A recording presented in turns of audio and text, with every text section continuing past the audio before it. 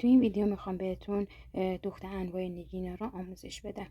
این دوخت نگینای پایه‌داره که 4 تا سوراخ 4 طرفش داره که ما از هر 4 تا سوراخش باید این نگین رو در بیاریم. سوزنمون رو داخل پارچه میکنیم.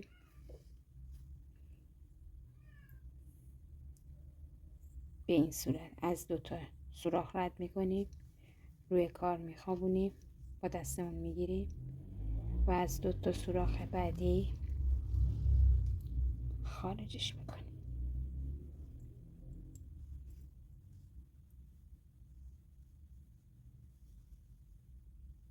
به این صورت.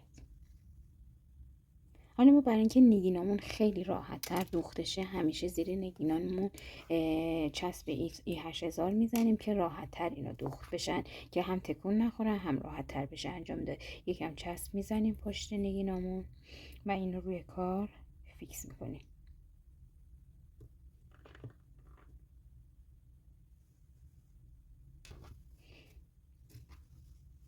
حالا راحت تر میتونیم اینو به دوخت بزنیم. سوزن از تو پارچه در میاریم، یکی یکی از سوراخاش رد میکنیم و داخل پارچه میکنیم. اینطوری هم کار فیکس میشه، هم کار تکون نمیخوره، هم یه کار تمیز بهتون میده.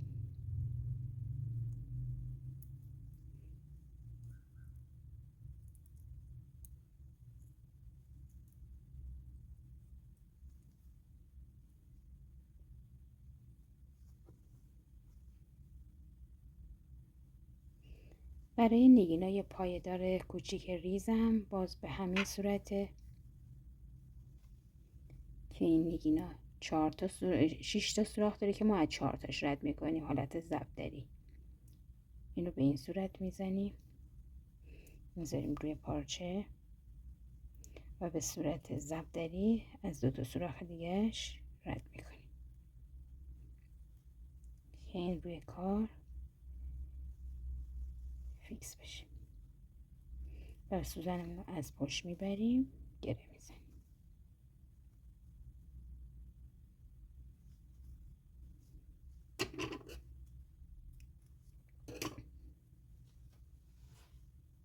حالا بعضی از نگینا هستن که به این صورت از رو سوراخ دارن. حالا اینا رو باید چجوری بدوزیم؟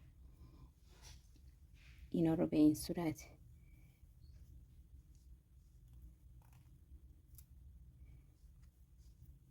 سوزنمون رو داخل پارچه میکنیم، از سوراخ نگین رد میکنیم، با دستمون فیکسش میکنیم و یه بست داخل پارچه فرو میبریم. برای این یکی سوراخش هم به همین صورت از پارچه خارج میکنیم، داخل سوراخ میکنیم، یه بست میزنیم. این یکی از روشایی که دوخته میشه که نخ از روی کار معلومه، ولی اگه ما بخوایم یه کار خیلی تمیز و خوب ارائه بدیم میایم به این صورت میدوزیم. نگینمون رو که انداختیم از سوراخش رد کردیم، یه منجوق ور میداریم، داخل نخ میکنیم، منجوق رو نگر میداریم و سوزنمون رو داخل حفره یه نگین فرو میکنیم به این صورت که روش نگین دوخته شد. حالا باز این یکی سوراخ هم به همین صورت.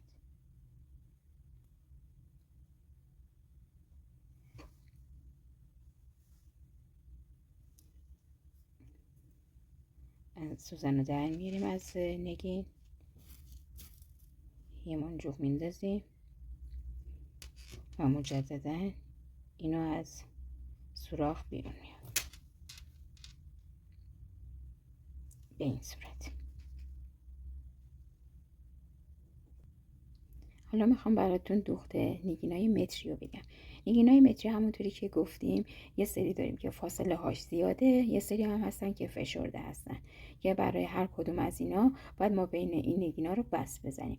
من حالا براتون این نگینه که باز هستن از همون بهتون آموزش میشه. برای اینکه نگین متری رو خیلی راحت تر و صاف بتونیم در بیاریم، ابتدا با چسب E8000 روی پارچه فیکسش میکنیم. چسب رو انقدر میزنیم که از زیر نگین ها بیرون نیاد.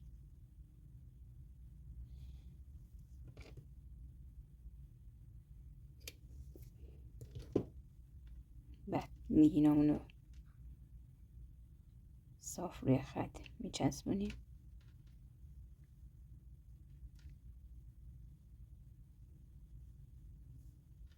به این صورت. و بعد اضافه نگینمون رو قیچی میکنیم. ما حالا ما بین تمام این نگینا رو بس باید بزنیم و همیشه باید اولین نگینمون و دومین نگینمون حتما بس بخوره تا روی کار فیکس بشه. برای این کار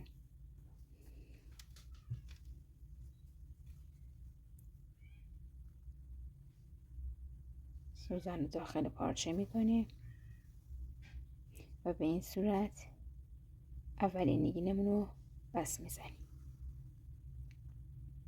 لازم نیستش که ما بین همه نگینا بس بخوره، میتونیم هر دو تا در میان این نگینا رو بس بزنیم که فیکس بشه.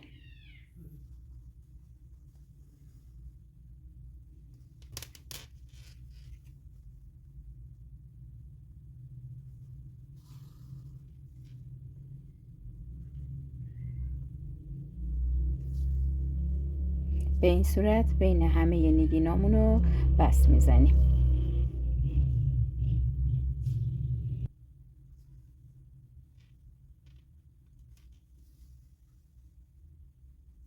حالا به نگین آخری که رسیدیم حتما بس میزنیم که نگین آخرمون فیکس بشه. بعد اینو از پشت کار گره میزنیم، محکمش میکنیم.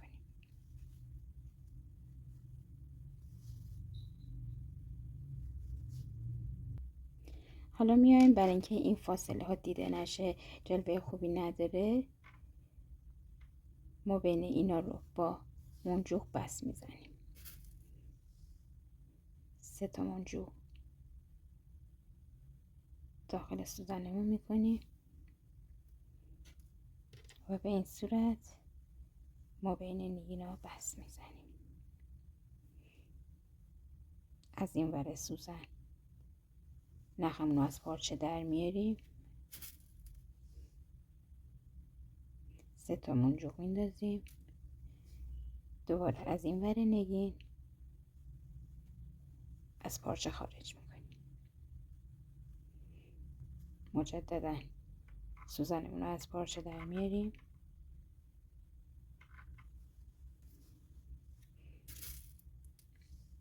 3 تا منجوق میندازیم، دوباره سوزنمون رو از این ور نگین خارج میکنیم. از این ور نگین منظورم اینه که از بستی که زدیم ما بین اینا از این وسط خارج میکنیم سوزنمون رو.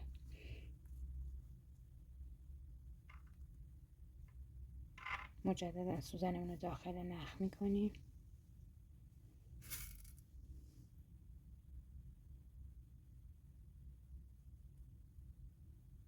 سه تا منجوق میندازیم، از اینجا خارج.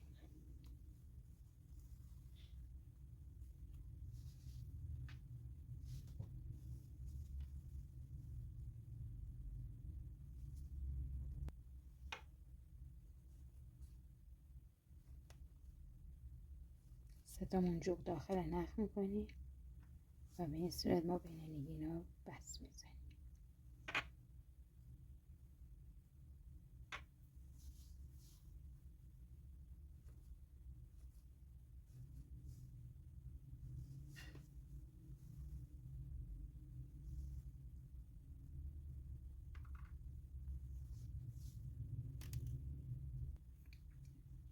بین همه نگینا رو یه بس زدیم با منجوق به این صورت که این یه کار خیلی شیکی تو کار جواهر دوزیه.